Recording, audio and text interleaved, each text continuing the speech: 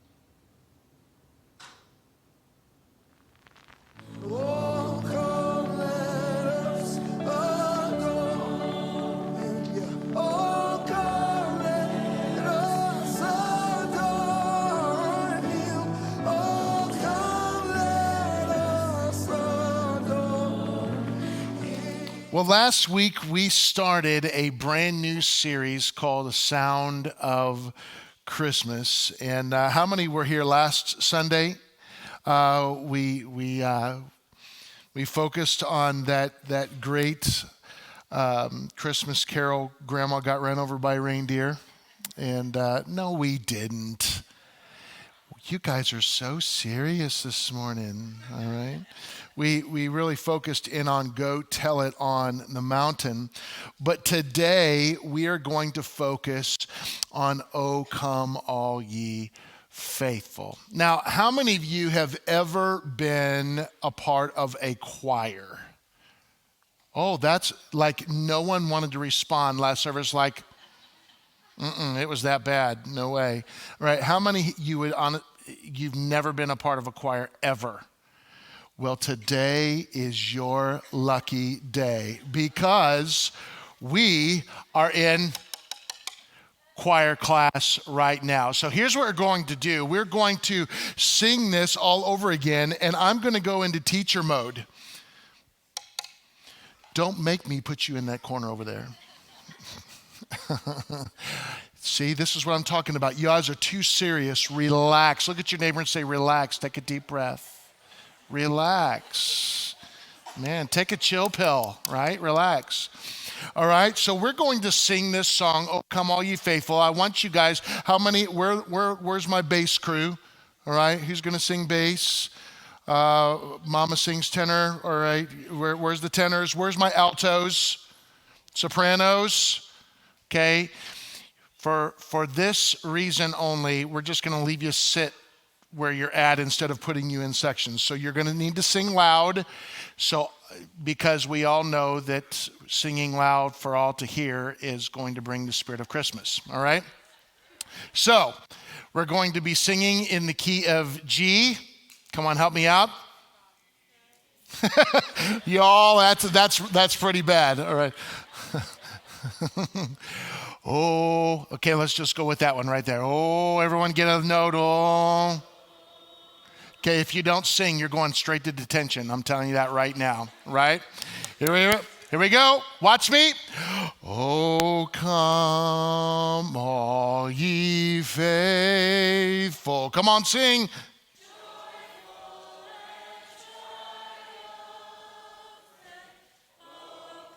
You guys are doing very good. Weak sauce over here. Come on, start singing. You're picking it up. I can hear it.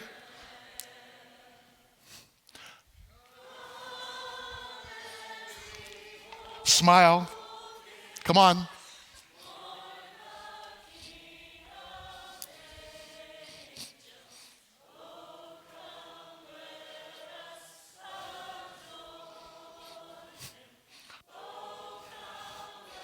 Keep your eyes on me. Come on, chin up, smile. Follow me now.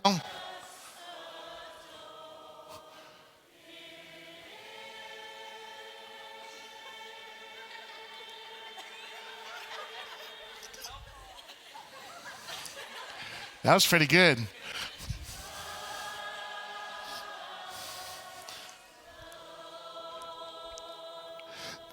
These two sections were the only ones that were singing. Look at them and send them straight to detention class right now. All right?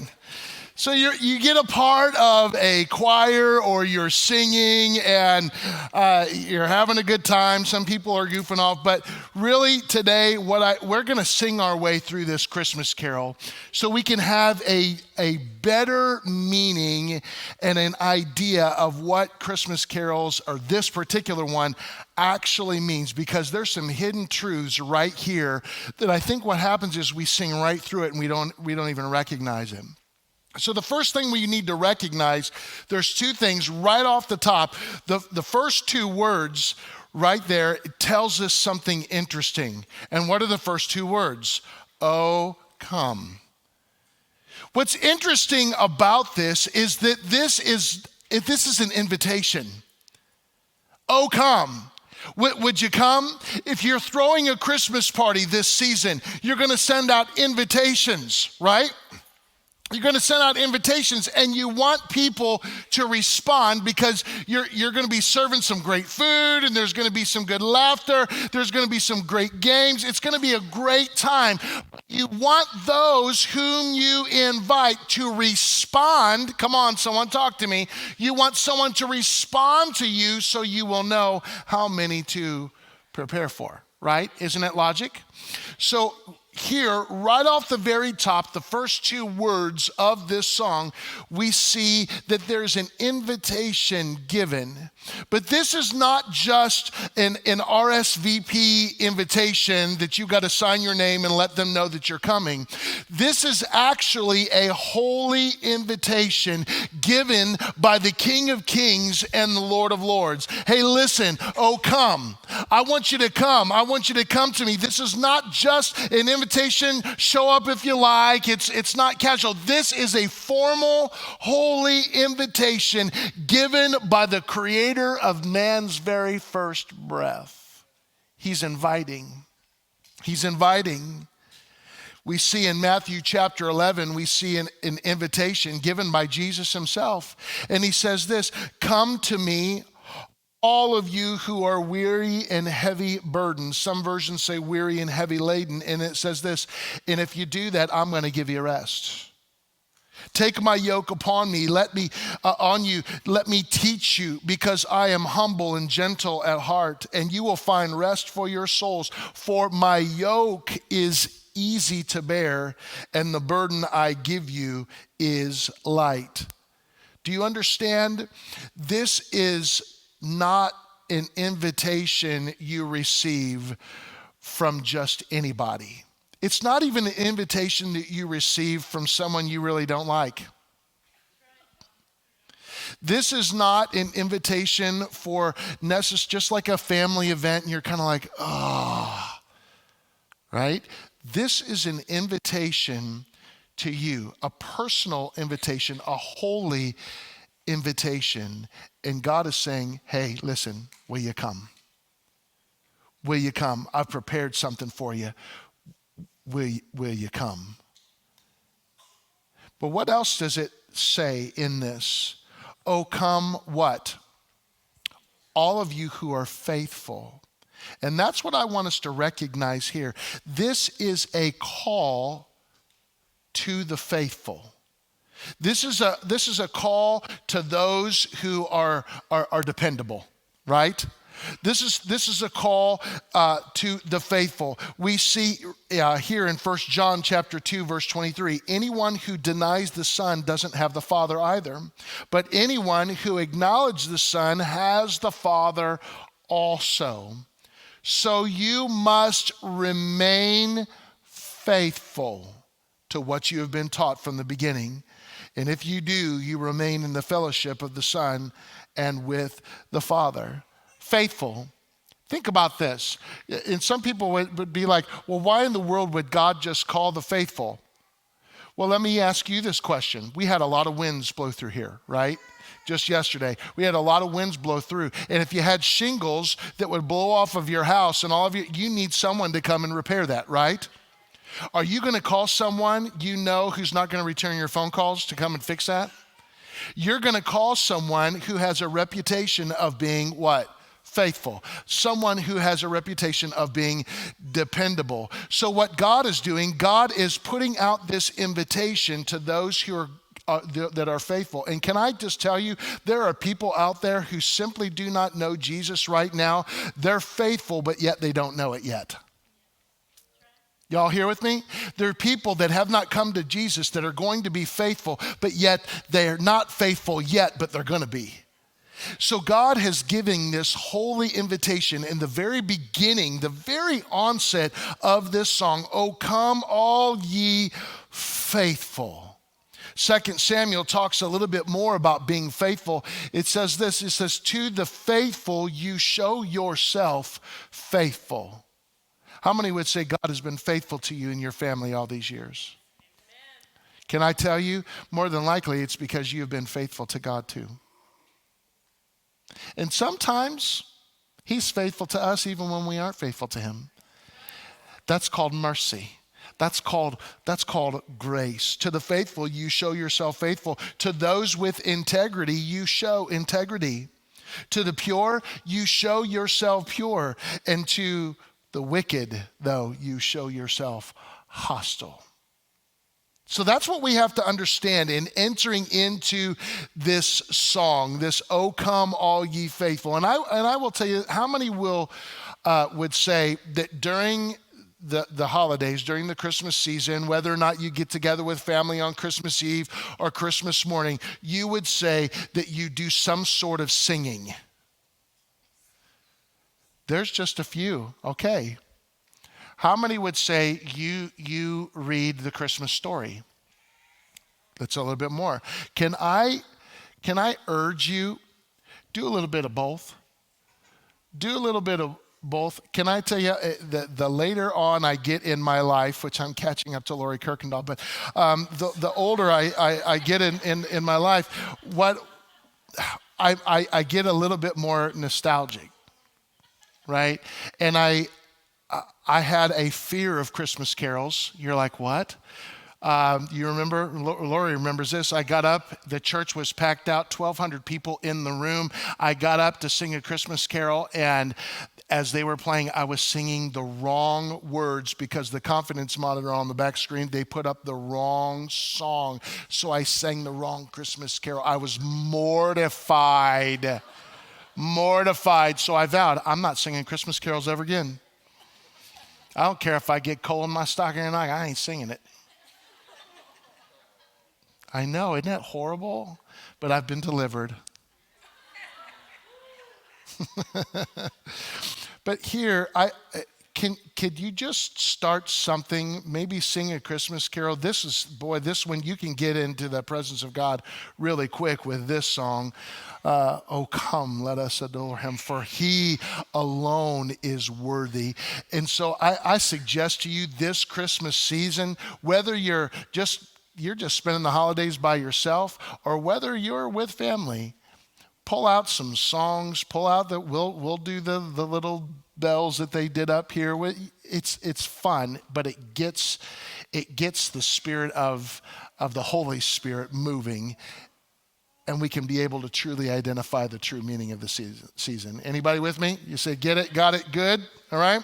So let's do this. We're going to break this down. Remember, there's a holy invitation, and it's to the faithful. And that's what I want us to break down today. I want us to break down the characteristics of the faithful. Hey, Lottie, keep it down.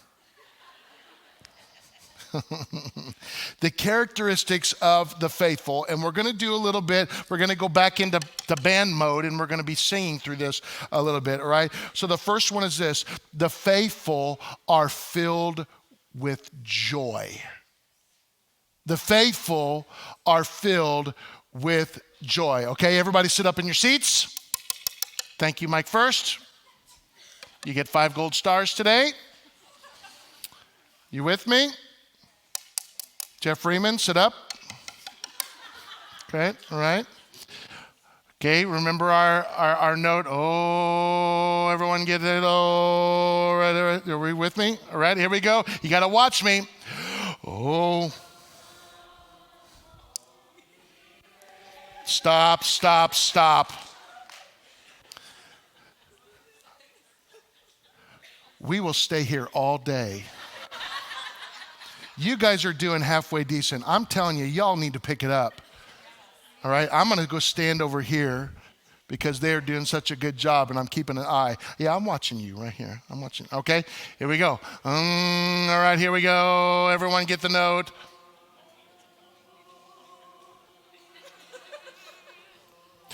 Oh,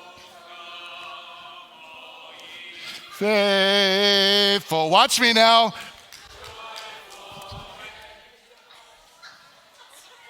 Joyful. It's supposed to stop at joyful. You didn't watch me. Randy, you get an A for effort. Very good. Pastor Randy, excuse me. You see, the characteristics of the faithful, according to this song, is the faithful are filled with joy. Have you ever come into church trying your best and you just got in a fight out in the parking lot with your significant other, your children are screaming memes, you're driving down the road, you just got a ticket and you're trying to swat them as you're driving back. You're not filled with joy as you're coming into the presence of the Lord. How many would say that happened this morning?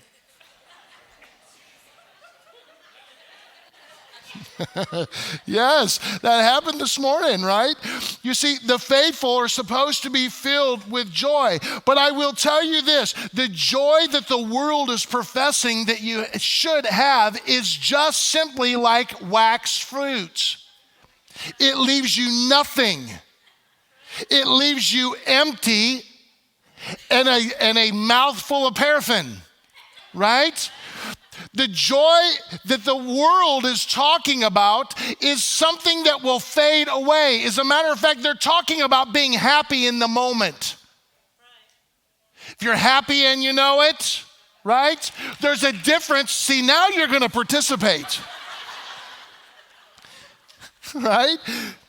You see, there's a big difference between being happy and being joyful, because happy, I've met some people in this world that have nothing. They live in cardboard boxes, but because the presence of the Holy Spirit is upon them, because they've received Christ, they're filled with joy. They don't know that they're supposed to be sad. They don't know that they're not supposed to be like everybody else, right? I've been to third world countries where the raw sewage is flowing down the street, but they're filled with joy in the church, even though they have absolutely nothing. You see, joy has nothing to do with what you got. Joy has everything to do with the presence of the Holy Spirit. In Galatians chapter 5 talks about the fruits of the Spirit. The fruit of the Spirit is love, joy, peace, patience. In this version it says forbearance, kindness, goodness, faithfulness, gentleness, and self-control. And I find it interesting, it says this, against such things there is no law. But here's what's interesting. You cannot have the fruit of the Spirit. You cannot have the joy of the Holy Spirit if you're not connected to the vine. A lot of people are trying to fake it, and they got fake fruit all over the place. But it's still fake. Fake is still fake. It may look good on the outside, but there's nothing on the inside. God has called you to be full of joy, not just running on fumes. Oh, come all ye faithful, joyful. How many have ever heard of C.S. Lewis? He talked a little bit about joy in just a little statement, and I found it very interesting. He says, joy is the serious business of heaven. Joy is the serious business of heaven. Why? Because in heaven, there is no pain, there is no suffering. Revelation talks about it. Revelation chapter 21, I heard a loud shout from the house, from the throne saying, look, God's home is now among his people, and he will live with them, and he will be with his people. And God himself will be with them. And then it says this, he will wipe every tear from their eyes. There will be no more death. There's going to be no more sorrow. There's not going to be any more crying. There's not going to be any more pain, for all of these things are gone forever. Listen, with the absence of all of those things in heaven, which we currently have on this earth, there will be fullness of joy. Come on, listen, during this season, there's many people that you're going through your year of firsts. Maybe you've lost a loved one, yet there's some tragedy that's happened. You're cruising through your year of first, and whenever it gets to the holidays, it just seems like, man, it just gets a little bit harder. Can I tell you, can you change your perspective with the glasses of heaven, so we can understand that in heaven there's not going to be any more of those things. There's not going to be any more of those issues. There's not going to be any more termination notices or handicap parking spaces. There's not going to be any more pharmacies, no more prescriptions to fill, no more issues, no more depression, no more anxiety, no more marital issues. Why? Because we are in the presence of Jesus, and in his presence there is what? There is fullness of joy. Nehemiah chapter 8 says it best, the joy of the Lord is your strength. Can I tell you today, if you are finding yourself weak in your spirit, find yourself in the presence of God, and you're going to get that tank refilled. I love Psalm chapter 30. Psalm chapter 30, verse 5, it says this, for his anger lasts only a moment. How many know that there's been a time in your life when God's not been very happy with you? I think I probably need to do this. His anger only lasts for a moment, but his favor lasts a lifetime. And then it says this, weeping may last through the night, but joy comes in the morning. Can I tell you this? That morning is not just referring to the rising of the sun in the morning. Now see, in the morning, what we do is you open up your eyes. What happens when you open up your eyes? You wake up, right? Can I suggest to you today, this passage of scripture, joy comes in the morning. Joy comes when we finally wake up. Joy comes when we finally wake up that Jesus is the answer. He is the way. He is the truth. He is the life. No one comes to the Father except by him. He is the way. So that's the first thing that I want us to understand as we break this apart. The first characteristic of the faithful is that the faithful are filled with joy. Okay, are you ready? Class, sit up. I'm not kidding. Sit up.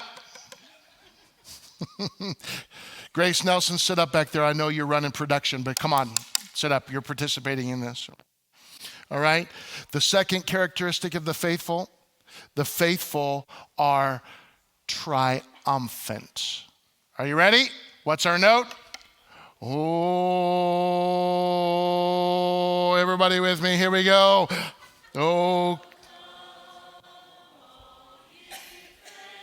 you guys are still killing it. Come on.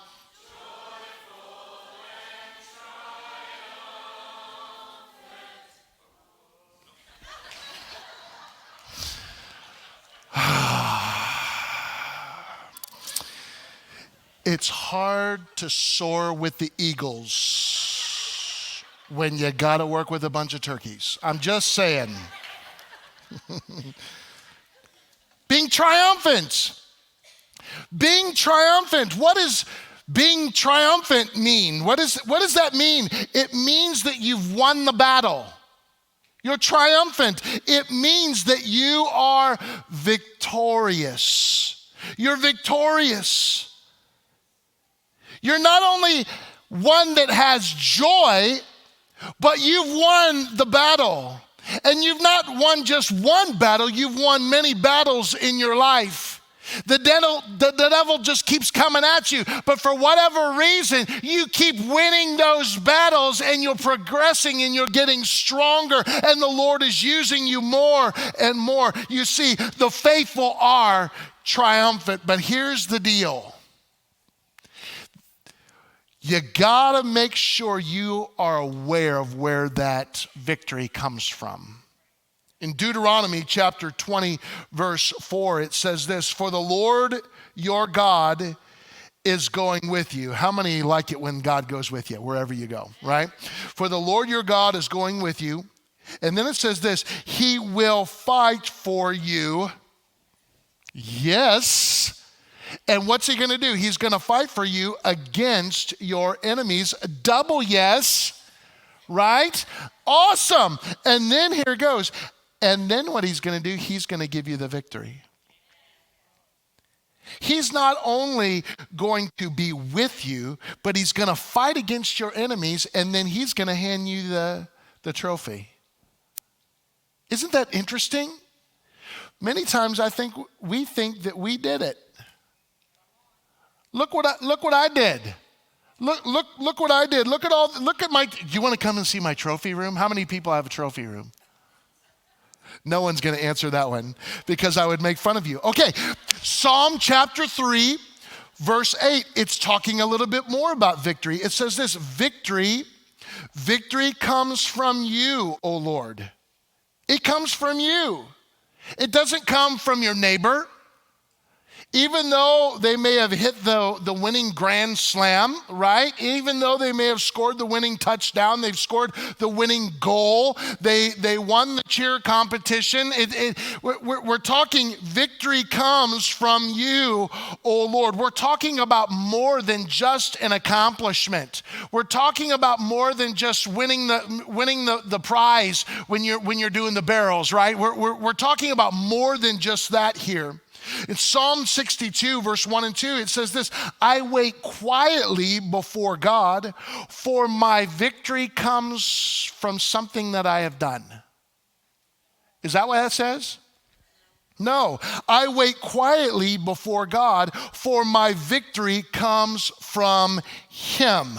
For he alone is my rock. He alone is my salvation, my fortress where I will never be shaken. But what happens is, well, that was a little crazy right there, right? What happens is Grace Nelson gets the hold on a second here. The Lady Bulldogs Fall Soccer Season Trophy Award. And what happens is Grace Nelson wins this. She gets this and everyone's all excited. Yay, let's go get milkshakes and they go get ice cream at the local, right? That's what we do if we win, right? Friends, don't take them there if they lose. Can I just be really honest with you? There are winners and losers in this life. Let's not just, everyone gets something. Second place is the first loser. Always remember that, okay? Sorry. We went from anointing to annoying really, really quick. So let's get right back in here. What happens is we get a win. And then we get this win and we just, yeah, that's what I did. Back in the day, I bet I can throw this football over those mountains. You know? Coach just would never put me in, right? We get this trophy, and what happens is we stake our victory on a moment. You see, here's what we've got to understand. A victory isn't just a trophy, it's a way of living. I got saved. Oh yeah, I got baptized in the Holy Spirit. Oh yeah, I overcame addictions. Listen, friends, it's just not, listen, it's a way of life. Victory is a way of life. It's a way of living. It's how we should have our mindset, because we are winning all the time that we are with Christ. He is the one that gives us the victory. He's the one that delivers us. He's the one that sets us free. That's why the faithful are always triumphant. Why? Because he's not just the team, he's the starter. And we're following his lead everywhere, everything that we do. I love it in 1 John. It talks a little bit more about being triumphant, being victorious. In 1 John chapter 5, verses 1 through 5, it says this: everyone who believes that Jesus is the Christ has become a child of God. And everyone who loves the Father loves his children too.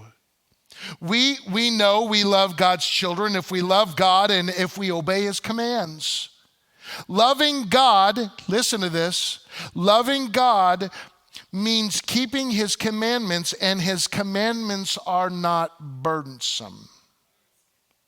For every child of God defeats this evil world, and we achieve this victory through our faith. And who can win this battle against the world? Only those who believe that Jesus is the Son of God. In other words, it's an attitude. Listen, I haven't gotten through this yet, but I know that God's going to bring me through on the other side. I haven't licked this yet, but you know what? I know that with God's help, I'm going to get through this. With God's help, I'm going to make it. With God's help, my marriage is going to be stronger. With God's help, I'm going to be a better worker at my job. With God's help, you see, you can live a life. Even though you have not won the battle yet, you can live a victorious life and just walk right through it with him. You with me today? Say, So when we see this, oh, come all ye faithful, but you're coming to him because you're filled with joy and you already have the victory, right? So characteristics of the faithful, let's look at it. Number 3. Okay, are you ready? Jack Miller, sit up in your seat. All right. You ready? Are you ready, class? Yes, Mr. Booker. All right. Everyone holding on the note. Ready? Here we go. Oh.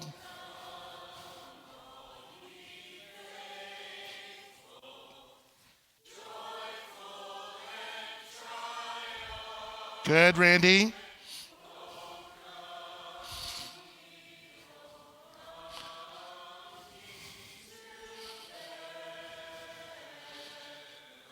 Carter Nelson, you're not singing. Come on. Come on, sing.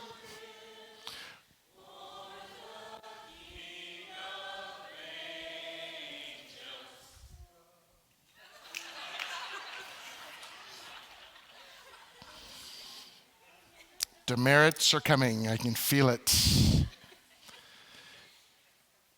Characteristics of the faithful is this. The faithful desire to see him. Look at it. Oh, come all ye faithful, joyful and triumphant. Oh, come. Oh, come to Bethlehem.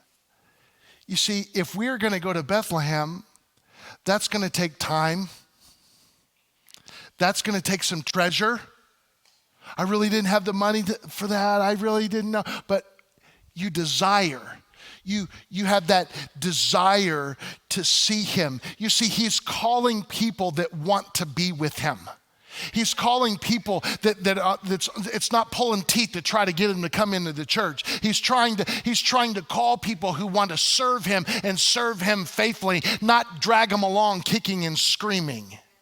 You see, the characteristics of the faithful desire to see him. They want to. And just like Pastor Christian spoke last Sunday about the shepherds, when the angels were out in the field, the shepherds were with them and the angels were singing, and all the heavens armies were there singing and praising because Jesus was born. What did they do once the angels left? What did they do? They responded, and they responded by saying, hey, what are we going to do? No, they didn't say that. They said, hey, we're going. We're going. Let's pack this up.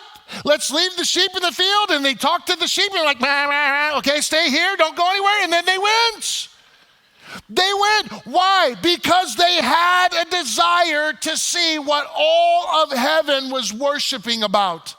They had a desire. Can I tell you, when you come into this place, don't come into this place kicking and screaming with the spirit of religiosity on your tongue. Come into this place knowing that you're going to come face to face with the King of Kings and the Lord of Lords, because he is here. And the last time I checked, 2 or 3 are gathered in his name. He is there in the midst of them. You have to have a desire. In other words, you got to have the want to. You got to have the want to. There's several passages of scripture in Psalms that really talk about a longing and a desire to see the Lord. In Psalm 84, it says this: how lovely is your dwelling place, O Lord of heaven's armies. I long, yes, I faint with longing to enter the courts of the Lord with my whole being, body, and soul. Man, we're the words that come forth. I will shout joyfully to the living God. Psalm 42, 1 and 2. As the deer longs, there's another version, I believe in the King James Version, as the deer pants for streams of water, so I long for you, O God. Psalm 16:11, the very beginning of it, it says, you will show me the path of life, for in your presence there is fullness of joy. But man, I love this one right here. Psalm 27, verse 4. One thing I ask of the Lord. I want you to stop and think about that for a moment. If the Lord came down in this room right now and he said, ask me for anything. Ask me for anything. What would that be? There's flashes, there's a lot to ask for, right? Boy, God, I'd like a new house. I'd like to have a dog that goes outside when they're supposed to do their business. Right? Boy, I'd like to have that. Snow season's kind of like to have a new snowmobile, right? Jet ski. So I can go out in the Indian Lake and get installed by all the seaweed. Right? But here, there's a lot to ask for, but here, look at what he says. One thing I ask of the Lord, the thing that I seek most, is to live in the house of the Lord all the days of my life, delighting in the Lord's perfections and meditating in his temple.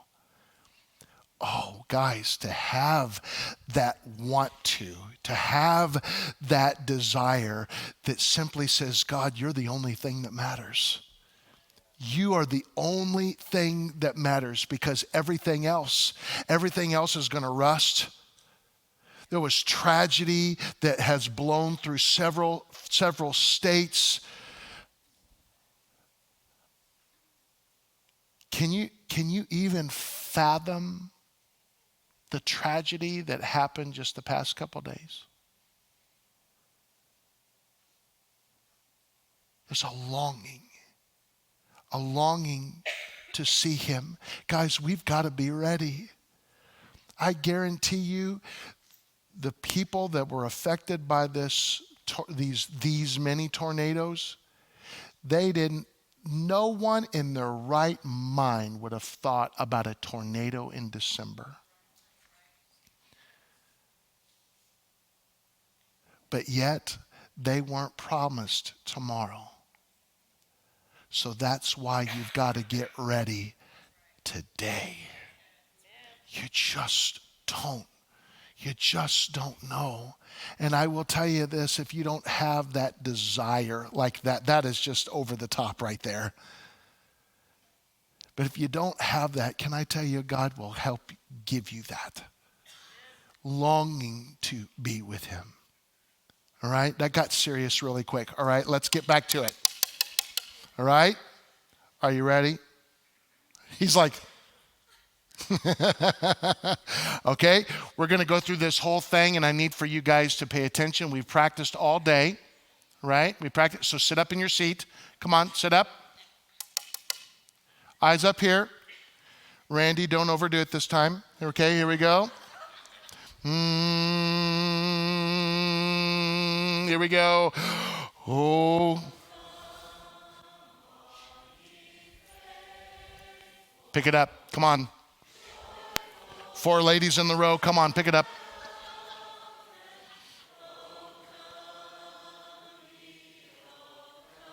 Kim Simon, you're not singing.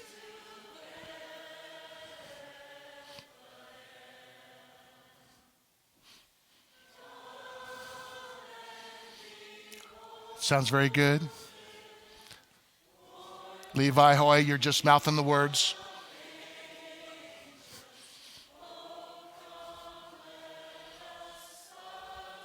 Mike Miller, sing a little bit louder.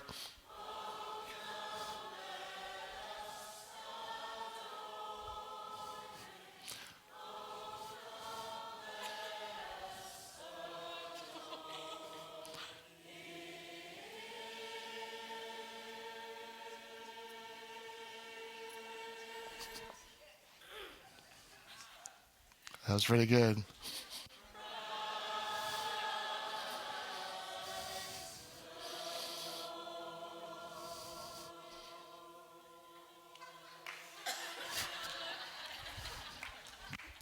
Giselle, you get an A. What's the point? The faithful have characteristics. And this last one, the faithful adore him. What does it mean to adore something? What does it mean? To adore something means to love and respect deeply. In other words, it means to worship. To worship. Oh, come. There's that invitation. There's that holy invitation again. Oh, come. Let us adore him. Oh, come. Let us worship him. I love this prayer out of 1 Chronicles chapter 29. And boy, if the Lord would be able to fill our mouths to be able to pray prayers like this is absolutely incredible. 1 Chronicles chapter 29, verse 11 and following, it says this: yours, O Lord, is the greatness, the power, the glory, the victory, and the majesty. Everything in the heavens and on earth is yours. O Lord, this is your kingdom. We adore you as the one who is over all things. Wealth and honor, they come from you alone. For you rule over everything. Power and might are in your hand, and at your discretion, people are made great and given strength. Oh, our God, we thank you and praise your glorious name. Powerful example of adoring God and having that spirit of adoration. But it goes a little bit more, and I'm going to start landing the plane here. It goes a little bit more in Philippians chapter 2. It talks about working hard. It says this: work hard to show the results of your salvation. And then it says this: obeying God with deep reverence and fear. obeying him, adoring him. But we're not talking about the kind of fear that has us cowering in a corner, scared half to death to even show our faces. We're talking about humility, humbling ourselves before an almighty God who created everything. Everything. He created it all. He created all of us. He gave you the breath that you breathe. He gave you the heart that is beating right now within your chest that you don't even know is beating right now. You see, we adore him with all that we have. But the Bible tells us in John chapter 4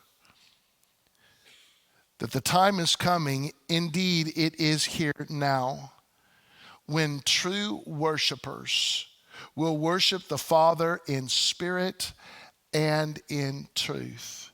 The Father is looking for those who will worship him in that way. For God is spirit, so those who worship him must worship in spirit and in truth. He's looking for folks, and an invitation is coming. There's characteristics that he's looking for to adore him. Adore him. Be consumed with the presence of God.